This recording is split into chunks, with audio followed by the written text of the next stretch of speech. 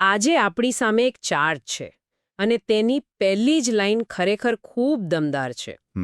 હું યહોવા તારો ઈશ્વર છું જે તને મિસ્ર દેશમાંથી ગુલામીના ઘરમાંથી બહાર લઈ આવ્યો. બરાબર. આ વાક્ય ખાલી એક પરિચય નથી, પણ મને લાગે છે કે આ એક આખી વાર્તાની, એક સફરની શરૂઆત છે. ચોક્કસ. આ કોઈ સામાન્ય ચાર્ટ નથી. એને એક પ્રકારનો આધ્યાત્મિક નકશો કહી શકાય. આધ્યાત્મિક નકશો? હા, જેનું નામ છે શાશ્વત સુવાર્તાની પ્રક્રિયા. અને તે બતાવે છે કે ઈશ્વર સાથેનો આપણો સંબંધ અને પાપ વિશેની આપણી સમજ કેવી રીતે સમય જતાં વિકસીતી ગઈ છે. એટલે આ કોઈ સ્થિર વસ્તુ નથી, પણ એક પ્રક્રિયા છે, એક વિકાસ છે. બરાબર. એક જીવંત પ્રક્રિયા. તો આજે આપણે આ નકશાને જ સમજવાની કોશિશ કરીશું. આપણા આજના વિશ્લેષણનો હેતુ એ છે કે આ ત્રણ મુખ્ય તબક્કાઓ જે છે, કાયદો, રાજ્યની સુવાર્તા અને પ્રગટીકરણ, એ કેવી રીતે એકબીજા સાથે જોડાયેલા છે. હા, તે માત્ર અલગ અલગ સમયગાળા નથી, પણ આધ્યાત્મિક વિકાસના પગથિયા છે. ચાલો તો આ સફરની શરૂઆત કરીએ. નું શાસન છે. હા, પહેલો તબક્કો, જેનું શીર્ષક છે કાયદો. આ શબ્દ સાંભળતા જ મનમાં નિયમો, બંધનો અને કદાચ થોડો ડર પણ આવે, ખરું ને? હા, સ્વાભાવિક છે. તો આ તબક્કાનો મૂળ હેતુ શું હતો? શું તે માત્ર લોકોને નિયંત્રણમાં રાખવા માટે હતો? સારો પ્રશ્ન છે. ઉપરથી જોઈએ તો કદાચ એવું જ લાગે, પણ એનો હેતુ ઘણો ઊંડો હતો. આ તબક્કાનું મુખ્ય લક્ષ્ય હતું આવનાર મસીહા માટે એક સમાજને તૈયાર કરવો. અને સ્ત્રોત મુજબ આ કાયદો ઈશ્વરે સીધો લોકોને નહોતો આપ્યો. ઓહ, તો કેવી રીતે? તે દૂતો દ્વારા મૂસાને અને પછી મૂસા દ્વારા લોકોને મળ્યો. આ પોતે જ બતાવે છે કે ઈશ્વર અને લોકો વચ્ચે એક અંતર હતો, એક પડદો હતો. એટલે કે સંબંધ સીધો નહોતો, મધ્યસ્થીઓ દ્વારા હતો. પણ પાપના સંદર્ભમાં કાયદાની ભૂમિકા શું હતી? જુઓ, કલ્પના કરો કે તમે એક એવા રૂમમાં છો જ્યાં ખૂબ ધૂળ છે, પણ સંપૂર્ણ અંધારું છે. બરાબર. તો તમને ખબર જ નથી કે કેટલી ગંદકી છે. કાયદો એ રૂમમાં લાઇટ ચાલુ કરવા જેવું હતું. વાહ, સરસ ઉદાહરણ છે. એનું મુખ્ય કામ હતું પાપને પ્રગટ કરવાનું. એણે લોકોને અરીસો બતાવ્યો કે જુઓ, આ પાપ છે. જેને ચાર્ટમાં દોષારોપણ કહ્યું છે. બરાબર. જ્યાં સુધી કોઈ નિયમ જ ન હોય ત્યાં સુધી કોઈને ખબર જ નથી પડતી કે તે નિયમ તોડી રહ્યા છે. આ તો રસપ્રદ છે. એટલે કાયદાનો હેતુ લોકોને શરમમાં મૂકવાનો નહોતો, પણ તેમને એક અહેસાસ કરાવવાનો હતો કે તેમને મદદની જરૂર છે. બિલકુલ. અને એટલે જ સ્ત્રોતમાં લખ્યું છે કે તે પુત્ર તરફ દોરી જનાર માર્ગદર્શક હતો. માર્ગદર્શક? હા, જેમ આપણે નાના બાળકનો હાથ પકડીને રસ્તો ઓળંગતા શીખવીએ છીએ, તેમ કાયદો એક માર્ગદર્શક હતો. તે અંતિમ મુકામ નહોતો, પણ મુકામ સુધી પહોંચવાનો રસ્તો બતાવનાર હતો. તો આવા વાતાવરણમાં જ્યાં નિયમો અને દોષારોપણ હોય, ત્યાં ઈશ્વર અને લોકો વચ્ચેનો સંબંધ કેવો હશે? બહુ મૈત્રીપૂર્ણ તો નહીં જ હોય? ના, બિલકુલ નહીં. સ્ત્રોત એના માટે એક ચોક્કસ શબ્દ વાપરે છે: ગુલામીની ભાવના. ગુલામીની ભાવના? આ શબ્દ થોડો કઠોર લાગે છે. હા, પણ એનો અર્થ સમજવા જેવો છે. એક ગુલામ માલિકની આજ્ઞા પ્રેમથી નથી પાળતો, પણ સજાના ડરથી પાળે છે. જો હું આ નહીં કરું તો મને સજા મળશે, એવી માનસિકતા. બરાબર. સંબંધ પ્રેમ પર નહીં, પણ ફરજ અને મુખ્યત્વે ભય પર આધારિત હતો. આ તો જાણે બાહ્ય પ્રેરણા જેવું છે. લોકો સજાના ડરથી કામ કરે છે. અને આ તબક્કાની ચર્ચા માટે પણ એક ખાસ રૂપક છે: અરણ્યની ચર્ચ. હા, ઇઝરાયેલના લોકો મિસરની ગુલામીમાંથી શારીરિક રીતે તો આઝાદ થયા, પણ તેઓ હજુ વચનના દેશ સુધી પહોંચ્યા નહોતા. તેઓ અરણ્યમાં હતા. એટલે કે આધ્યાત્મિક રીતે તેઓ હજુ પણ ભટકી રહ્યા હતા. બરાબર. તેઓ પાપની ગુલામીને ઓળખી ચૂક્યા હતા, પણ મુક્તિના આનંદ સુધી પહોંચ્યા નહોતા. ખૂબ સરસ સમજાવ્યું. તો કાયદાએ એક સમસ્યા બતાવી, પણ તેનો કાયમી ઉકેલ ન આપ્યો. મને લાગે છે કે હવે બીજા તબક્કામાં એ ઉકેલની વાત આવશે. બરાબર. જો પહેલો તબક્કો રોગનું નિદાન કરવાનો હતો, તો બીજો તબક્કો એનો ઈલાજ છે. રાજ્યની સુવાર્તા. હા, આપણે હવે રાજ્યની સુવાર્તા નામના બીજા સ્તંભ પર આવીએ છીએ. અને અહીં બધું જ બદલાઈ જાય છે. ધ્યાન આવનાર મસીહા પરથી હટીને આવી ગયેલા મસીહા પર કેન્દ્રિત થાય છે. અને પાપ સાથેના સંબંધમાં શું ફેરફાર આવે છે? અહીં દોષારોપણની જગ્યાએ પ્રાયશ્ચિત અને ક્ષમા આવે છે. એટલે કે કાયદો માત્ર આંગળી ચીંધતો હતો, જ્યારે સુવાર્તા હાથ પકડીને બહાર કાઢે છે. લોહી વહાવીને નવા કરારની સ્થાપના થાય છે. અને આનો અર્થ એ કે સંબંધ હવે નિયમો પર નહીં પણ કૃપા પર આધારિત છે. બરાબર. કૃપા અને સત્ય આવે છે, જે ડરને દૂર કરે છે. અને સંદેશ પહોંચાડવાની રીત પણ બદલાઈ હશે નહીં? હવે મધ્યસ્થીઓનું શું થયું? ના, હવે પ્રક્રિયા વધુ સીધી બને છે. પિતા તરફથી પુત્ર સુધી અને પુત્ર દ્વારા સીધો લોકો સુધી. પુત્ર અહીં પ્રથમ દિલાસો આપનાર તરીકે કામ કરે છે. એક વકીલની જેમ. હા, તે લોકો અને પિતા વચ્ચેનો સેતુ બને છે. પેલો પડદો દૂર થાય છે. સ્ત્રોતમાં એક બહુ રસપ્રદ વાત છે કે ક્રોસ ડરને પ્રેમમાં બદલે છે. આ વિચાર ખૂબ સુંદર છે, પણ મને એક પ્રશ્ન થાય છે. પૂછો. ઇતિહાસમાં તો ધર્મના નામે ઘણો ડર અને હિંસા પણ ફેલાય છે.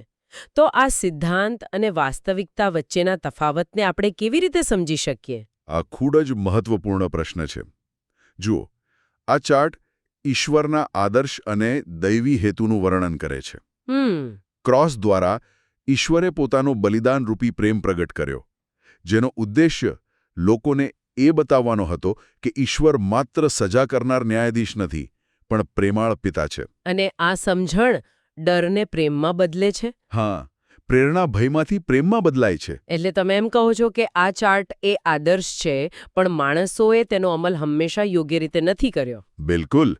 કોઈ સાધનનો દુરુપયોગ થઈ શકે, પણ એનાથી સાધનનો મૂળ હેતુ ખોટો સાબિત નથી થતો. બરાબર. આ તબક્કાનો હેતુ તો સંબંધને ગાઢ બનાવવાનો જ હતો. અહીં પુત્ર માટે મંદિર શબ્દ વપરાયો છે. એટલે કે ઈશ્વર હવે દૂર પર્વત પર નહીં, પણ લોકોની વચ્ચે છે. બરાબર. અને ચર્ચને કન્યા અને લોહીથી ખરીદેલી ચર્ચ કહી છે. આ બધા રૂપકો જુઓ, ગુલામ માલિકના સંબંધથી કેટલા અલગ છે. હા, આ એક ગાઢ, અંગત અને પ્રેમાળ સંબંધ દર્શાવે છે. ચોક્કસ. સમજાયું. તો કાયદાએ પાયો નાખ્યો, સુવાર્તાએ તેના પર પ્રેમનું માળખું બનાવ્યું. પણ ચાર્ટ અહીં અટકતો નથી. હજુ એક ત્રીજો અને અંતિમ તબક્કો છે, પ્રકટીકરણ. અહીંથી હજુ ક્યાં આગળ જવાનું બાકી રહ્યું? આ એ પ્રશ્ન છે જે આ ચાર્ટને વધુ રસપ્રદ બનાવે છે. જો બીજો તબક્કો ભૂતકાળના પાપોની ક્ષમા વિશે હતો, તો ત્રીજો તબક્કો ભવિષ્યના પાપો પર વિજય મેળવવા વિશે છે. વિજય? હા. અહીં ધ્યાન ફરીથી આવનાર મસીહા પર છે. અને આ તબક્કો પવિત્ર આત્માના કાયદા દ્વારા સંચાલિત છે. પવિત્ર આત્માનો કાયદો, આનો શું અર્થ થાય? શું કોઈ નવી નિયમની કિતાબ આવે છે? ના, બિલકુલ ઉલટું.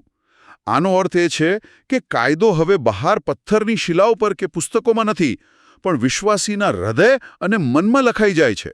એટલે કે આંતરિક બની જાય છે? બરાબર. પવિત્ર આત્મા પોતે જ માર્ગદર્શક બની જાય છે. વ્યક્તિ સાચું કામ એટલા માટે નથી કરતો કે નિયમ એવું કહે છે, પણ એટલા માટે કરે છે કારણ કે તેની અંદરથી જ એ કરવાની પ્રેરણા થાય છે. મને જે વાત સૌથી વધુ પ્રભાવિત કરી રહી છે તે એ છે કે આ માત્ર પાપોની માફીની વાત નથી, પણ પાપ કરવાની વૃત્તિને જ નાબૂદ કરવાની વાત છે. શું એ ખરેખર શક્ય છે? ચાર્ટ મુજબ આ જ આ પ્રક્રિયાનો અંતિમ ઉદ્દેશ્ય છે, એક સંપૂર્ણ રૂપાંતરણ. બીજા તબક્કામાં ક્ષમા મળી, જે એક કાનૂની દરજ્જો છે, પણ ત્રીજા તબક્કામાં પાપ પર વિજય મળે છે, જે ચારિત્ર્યનું રૂપાંતરણ છે. અને આ સંબંધની ભાવનાને કેવી રીતે અસર કરે છે? આપણે ગુલામીની ભાવનાથી શરૂઆત કરી હતી. હવે તે દત્તક પુત્રપણાની ભાવના બની જાય છે. દત્તક પુત્રપણાની ભાવના? હા, આ બહુ મોટો ફેરફાર છે. પહેલા સંબંધ બોસ કર્મચારી જેવો હતો, હવે એ પિતા પુત્ર જેવો બની જાય છે. એક કર્મચારી ડરથી કે પગાર માટે કામ કરે છે, પણ એક પુત્ર કે પુત્રી વારસાની ભાવનાથી અને પ્રેમથી કામ કરે છે. બરાબર. હું આ કામ એટલા માટે કરું છું કારણ કે મને મારા પરિવારની અને તેના વારસાની ચિંતા છે. ડરનું સ્થાન હવે પ્રેમ અને જવાબદારી લઈ લે છે. અને આ યુગની ચર્ચ માટે પણ એક ખાસ નામ છે, બે સાક્ષીઓની ચર્ચ. આનો શું અર્થ થાય? આ નામ પ્રકટીકરણના પુસ્તકમાંથી આવે છે, જ્યાં બે સાક્ષીઓનો ઉલ્લેખ છે જે ગમે તેવા વિરોધ છતાં સત્ય માટે મક્કમપણે ઊભા રહે છે. એટલે કે અહીં ચર્ચની ભૂમિકા સત્યની નિર્ભય ગવાહી આપવાની છે. હા, ભલે દુનિયા તેમની વિરુદ્ધ હોય. સ્ત્રોત મુજબ આ ચર્ચમાં પ્રથમ ફળોનો સમાવેશ થાય છે, એટલે કે એવા લોકો જેઓ આધ્યાત્મિક પરિપક્વતાના ઉચ્ચતમ શિખરે પહોંચી ગયા છે. અને તેમનું કાર્ય શું હશે? તેમનું કાર્ય ખૂબ નિર્ણાયક છે. તેઓ શૈતાન પરના અંતિમ ન્યાયને નિશ્ચિત કરવામાં ભૂમિકા ભજવશે અને પુત્ર સાથે મળીને 1000 વર્ષના રાજ્યની સ્થાપનામાં ભાગ લેશે. વાહ! અને તેમને લોઢાનો દંડ ચલાવવાનો અધિકાર આપવામાં આવશે, જેનો અર્થ છે સંપૂર્ણ ન્યાય અને સત્તા સાથે શાસન કરવાનો અધિકાર. તો જ્યારે આપણે આ ત્રણેય તબક્કાઓને એકસાથે જોઈએ, આ કોઈ અલગ અલગ વાર્તાઓ નથી, પણ એક જ વાર્તાના 3 અધ્યાય છે, ખરું ને? બરાબર. આખી પ્રક્રિયાનો સાર શું છે? દસ્તાવેજના અંતમાં 3 વાક્યો છે જે આખી સફરને સુંદર રીતે સમાવે છે. પહેલું, તે લોકોને પૂરા હૃદય, આત્મા, મન અને શક્તિથી ઈશ્વરને પ્રેમ કરતા શીખવવાની પ્રક્રિયા છે. ડરથી શરૂ થઈને સાચા પ્રેમ સુધીની સફર. હા. બીજું વાક્ય તો એનાથી પણ વધુ મહત્વાકાંક્ષી લાગે છે. હા. બીજું કહે છે કે તે વ્યક્તિઓને એવા સંપૂર્ણ બનાવવા માટેની પ્રક્રિયા છે કે તેઓ ફરીથી પાપ ન કરે. એટલે માત્ર વર્તન સુધારવું નહીં, પણ મૂળભૂત ચારિત્ર્યનું રૂપાંતરણ, જ્યાં પાપ કરવાની ઈચ્છા સમાપ્ત થઈ જાય. બરાબર. જ્યાં સાચું કામ કરવું એ શ્વાસ લેવા જેટલું સ્વાભાવિક બની જાય. અને છેલ્લે, આ બધું માત્ર માનવજાત માટે નથી, નહીં? બિલકુલ નહીં. અંતિમ સારાંશ આખી પ્રક્રિયાને સૃષ્ટિની પૂર્ણતા તરીકે રજૂ કરે છે. સૃષ્ટિની પૂર્ણતા. હા, આ માત્ર માણસના ઉદ્ધારની વાર્તા નથી, પણ સમગ્ર સૃષ્ટિને તેની મૂળ સંપૂર્ણ અવસ્થામાં પાછી લાવવાની ઈશ્વરની યોજના છે. અદ્ભુત. આજે આપણે એક ઊંડા આધ્યાત્મિક નકશાનું વિશ્લેષણ કર્યું. આ એક એવી સફર છે જે કાયદાના ડરથી શરૂ થાય છે, પ્રેમ અને કૃપામાં વિકસે છે અને અંતે સૃષ્ટિની સંપૂર્ણતામાં પરિણમે છે. હા, અને તે સ્પષ્ટપણે દર્શાવે છે કે કેવી રીતે સંબંધ બાહ્ય નિયમોથી આંતરિક પ્રેમમાં અને ગુલામીની ભાવનાથી દત્તક પુત્રપણાની ભાવનામાં રૂપાંતરિત થાય છે. આ કોઈ આકસ્મિક ઘટનાઓ નથી, પણ એક હેતુપૂર્ણ યોજના છે. બરાબર. જ્યાં દરેક તબક્કો આગામી તબક્કા માટે જરૂરી પાયાનું કામ કરે છે. આ માળખું આધ્યાત્મિક ઇતિહાસ અને ભવિષ્ય વિશે એક ખૂબ જ વ્યવસ્થિત દૃષ્ટિકોણ આપે છે. તે ઘણા જટિલ વિચારોને એક સુસંગત કથામાં જોડે છે. અને આ ચર્ચા મારા મનમાં એક રસપ્રદ પ્રશ્ન મૂકી જાય છે. જો આ પ્રક્રિયાનો અંતિમ ઉદ્દેશ્ય વ્યક્તિઓને એવા સ્તરે સંપૂર્ણ બનાવવાનો હોય જ્યાં તેઓ પાપ કરી જ ન શકે, તો તે અંતિમ પૂર્ણ અવસ્થામાં સ્વતંત્ર ઈચ્છાની પ્રકૃતિ વિશે શું સૂચવે છે? સારો પ્રશ્ન છે. શું સાચી સ્વતંત્રતા એ ખોટું પસંદ કરવાની ક્ષમતામાં છે, કે પછી સાચું એટલું સ્વાભાવિક બની જાય કે ખોટું પસંદ કરવાનો વિચાર જ ન આવે? આ એક વિચારવા જેવો પ્રશ્ન છે.